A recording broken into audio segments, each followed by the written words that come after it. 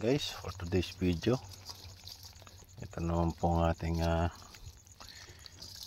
napangilawan sa dagat kaninang alas 12. Kararating ko lang. Anong oras na? Alas 4:28, mag alas 4:30 na. Ngayon lang po ko dumating. Ito po ang ating kuha. May isdang danggit po guys, oh. Tapos yung sabi nilang palad, ayan po guys, oh, palad.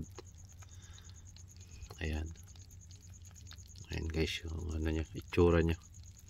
Tapos ito po alimasa guys, saka itong shield. Ayan po guys, oh, yung shield. Napakasarap po nito guys, pero bago kainin ito, ito mga isang araw muna kasi maraming kinain na bato, maraming kinain na buhangin. Ayan guys, tsaka ito guys, oh, yung ano, tulya sa dagat. Tapos itong hipon guys, oh.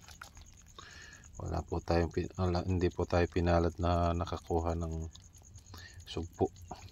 Ayan guys, hipon ang ating nakuha.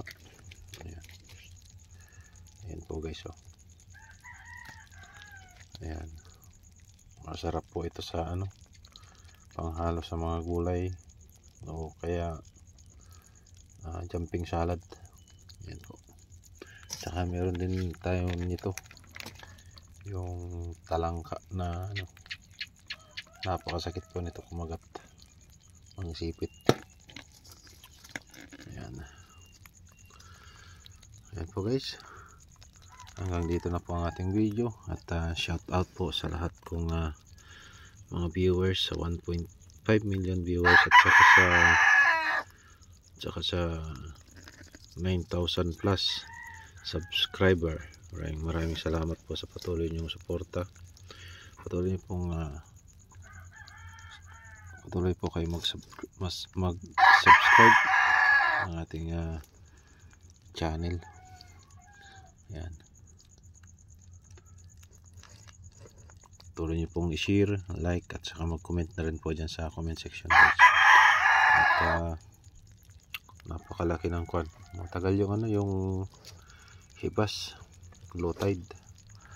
Hanggang umaga talaga yung low tide, simula alas 12 hanggang umaga.